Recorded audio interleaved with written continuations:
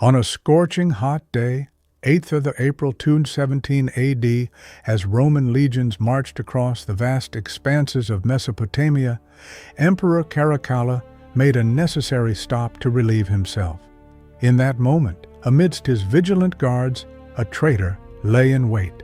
Centurion Julius Martialis, seizing a fleeting moment of vulnerability, delivered a fatal blow, thrusting his sword into the ruler's back. Thus ingloriously ended the life of one of Rome's most fearsome and cruel emperors, a member of the Severan dynasty. This sudden and tragic demise not only brought about Caracalla's downfall, but also created an ominous power vacuum, fraught with unpredictable consequences for the entire empire. Just a few days after these fateful events, a completely unexpected figure rose to power, Macrinus, a humble bureaucrat and lawyer whose life until then had been far removed from the imperial purple.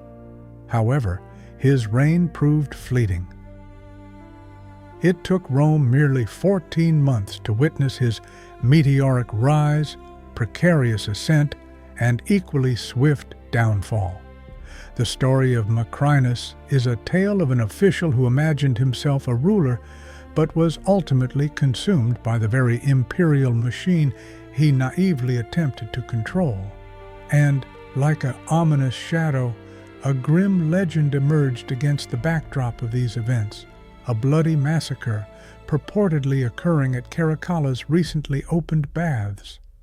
This episode was so cruel and inhumane that it still provokes fierce debate among historians, who question whether it reflects real events or was merely a propaganda ploy designed to blacken the deposed emperor's name.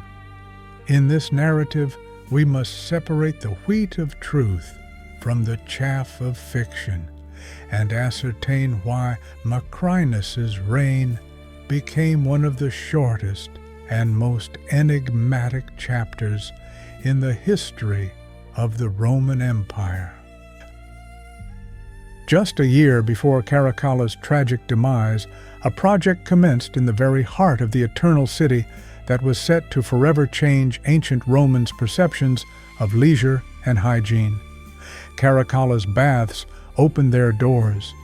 These grandiose baths, capable of accommodating over 600 visitors simultaneously, were far more than just a place for ablutions.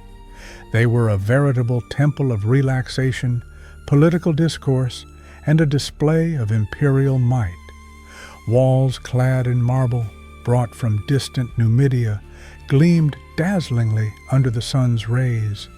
Exquisite mosaics adorning the floors and walls depicted mythological scenes with captivating precision, while an advanced hydraulic system, powering fountains and filling pools, still draws admiration from modern engineers. Beneath the floors lay a sophisticated hippocaust system, an intricate network of tunnels where unceasing fires heated the water and maintained comfortable temperatures in the steam rooms. Here, in these luxurious bathing facilities, not only were sweat and grime washed away, but lucrative trade deals were struck, marriages arranged, and senatorial intrigues woven. It was a microcosm of Roman life, a place where luxury and power intricately intertwined amidst majestic granite columns and beneath vaulted ceilings. Unsurprisingly, after Caracalla's death, this site became an epicenter of all manner of rumors and legends. The grandeur of the baths was so monumental that any story, even the darkest, found a vivid echo within their walls. On 8th of April 217 AD, near Carrhae in Mesopotamia, a tragic scene unfolded. Emperor Caracalla, head of the Roman legions, met his end. He was barely 29, yet his name already resounded throughout the empire as a symbol of relentless cruelty and ruthless determination. He had not even hesitated to murder his own brother Geta in front of their mother, asserting his power with iron and blood. On that fateful day, in the midst of a campaign against the Parthians, Caracalla wished to make a stop by the roadside. His bodyguards formed a tight ring, but among them lurked a man driven by personal vendetta, Centurion Julius Martialis. Seizing a moment when vigilance faltered, he drew his sword and delivered a fatal blow to the emperor. Caracalla fell to the ground, a victim of betrayal as sudden as it was irreversible. Ancient chroniclers, such as Dio Cassius and Herodian, unanimously point to the Praetorian prefect Macrinus as the chief beneficiary of the assassination. This native of Mauritania, a lawyer by training, was distinguished by his coolness and shrewdness. Thanks to his outstanding administrative abilities, he had managed to climb the career ladder. However, Caracalla regarded him with suspicion, and Macrinus realized that sooner or later he might share the fate of those who had fallen victim to imperial suspicion. The assassination was not a spontaneous act of desperation, but a meticulously planned move by an official who understood that in the ruthless world of Roman politics, one sometimes had to preempt the sword's blow. With Caracalla's death, the imperial throne became vacant at a critical juncture, and Macrinus was ready to seize it, to take the reins of power. News of Caracalla's demise, striking the Roman camp like a bolt of lightning, plunged the soldiers into disarray. Left leaderless, the legionaries turned their gaze to Marcus Opellius Macrinus, the Praetorian prefect, the only one with enough influence to take control. Macrinus's figure stood in stark contrast to previous emperors. Not belonging to the senatorial nobility and lacking aristocratic roots, this native of Mauritania had received a legal education and forged a career through his abilities in courts and administration. Essentially, he was a disciplined bureaucrat, not a charismatic general or an heir apparent. However, in just a few days, the legions proclaimed him emperor. To solidify his position, Macrinus elevated his 10-year-old son, Diadumenian, to the rank of Caesar. Thus, Rome gained a new ruler, the first in its history not to hold senatorial rank. But with power came vulnerability. The very soldiers who had previously idolized Caracalla now looked with suspicion upon a man who possessed neither imperial blood nor military authority. Macrinus was aware of this. To remain on the throne, he had to prove his capacity for firm rule and his ability to keep in check the army that had elevated him. The new ruler faced an urgent problem, a bloody war with Parthia. Caracalla, known for his indomitable cruelty, had initiated this campaign, leaving behind only ruins and bitterness. After his sudden demise, the Roman legions found themselves in the heart of enemy territory, vulnerable and without clear command. Macrinus, realizing the gravity of the situation, understood that continuing this war was tantamount to suicide. The Roman Empire was exhausted and its treasury virtually empty, so he decided to conclude a peace treaty. However, the price of this peace proved exorbitant. He ceded disputed territories and paid the Parthians an enormous indemnity of 1,000,000 gold coins. This agreement gave Rome a much-needed respite, but the political consequences were devastating. The Senate saw this as an act of prudence, but for the soldiers, it was a profound insult. The legionaries, accustomed to rich spoils after every campaign, perceived this peace as a humiliation, and Macrinus as a weak and indecisive leader. Discontent in the army grew daily, especially when the emperor attempted to cut military expenses. depriving soldiers of privileges and delaying payments. The loyalty won in fierce battles in Mesopotamia began to melt away like ice under a scorching sun. Rumors, like venomous snakes, spread through the tents. Caracalla led us to victories, while Macrinus feeds us reports. The man who had come to power through a precise and calculated strike now felt the cold touch of an invisible dagger of military distrust on his back.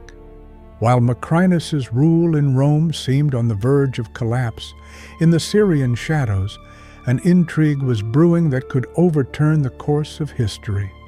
Julia Maesa, sister of the late Julia Domna and aunt of the assassinated Caracalla, lay in wait, weaving a web of conspiracy. Possessing a sharp mind, immense wealth, and significant influence in the eastern provinces, she could not tolerate a parvenu bureaucrat from Mauritania occupying a throne she believed rightfully belonged to her family. At a decisive moment, Maesa played her trump card. She convinced the Syrian legionaries that her 14-year-old grandson, Varius Avitus Bassianus, was not merely a youth, but Caracalla's illegitimate son. This boy was destined to enter history under the name Elagabalus. Maesa's promise sounded enticing. With the return of a Severan descendant, the legions would gain not only a legitimate heir to the throne, but also the opportunity to once again revel in glory and spoils, as during Caracalla's reign. The cunning plan worked flawlessly. Syrian cohorts began defecting en masse to Maesa's side, and soon the mutiny escalated into a powerful rebellion. The banners of the rebels displayed not only the image of the young claimant, but also the memory of the brutally murdered emperor, alongside widespread indignation against the usurper Macrinus. For the first time since seizing power, the usurper felt the ground slipping from beneath his feet. Civil war loomed inexorably, and Julia Maesa, like an experienced strategist, patiently and calculatingly moved the pieces on the chessboard of power. On the 8th day of June 2-18th AD, a fateful battle unfolded near Antioch between Macrinus's armies and the legions loyal to Elagabalus. Emperor Macrinus realized that the outcome of this day would determine his fate. Victory meant suppressing the rebellion and retaining power. Defeat threatened the oblivion of his name in the annals of history. Historical chronicles attest that Macrinus, who lacked military genius, opted for a defensive tactic. However, he was opposed by Gannes, a young and ambitious rebel commander whose actions were guided by the shrewd Julia Maesa. Gannes's troops were characterized by high morale, convinced they were defending Caracalla's bloodline. In a fierce clash, the two armies met. Dust, the clang of weapons, and the cries of the wounded filled the battlefield.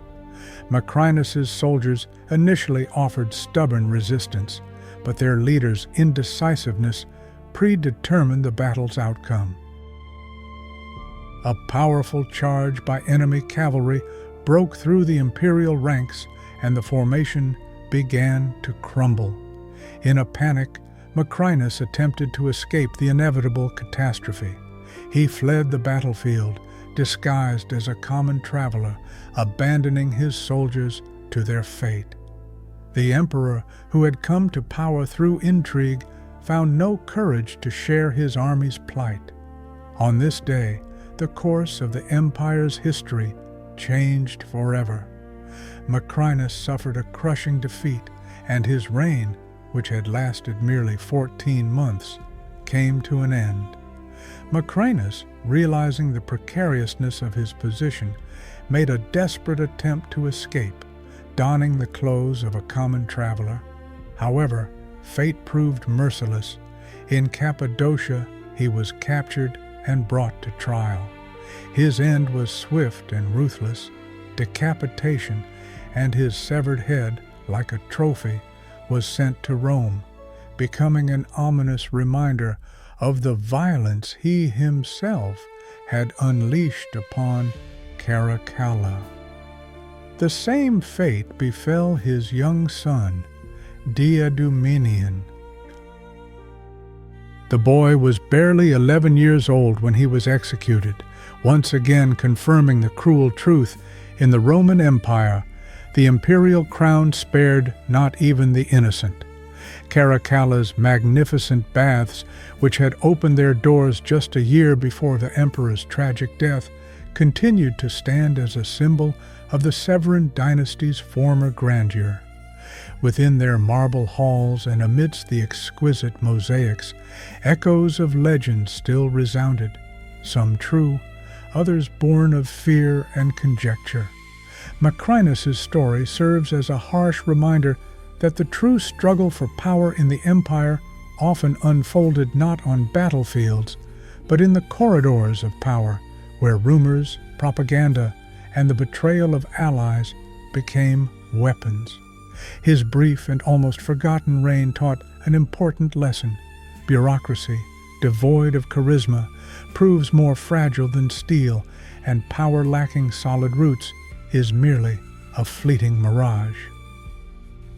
It remains to be seen whether Macrinus was a prudent man who fell victim to circumstances, or simply an official who failed to hold imperial power in his hands.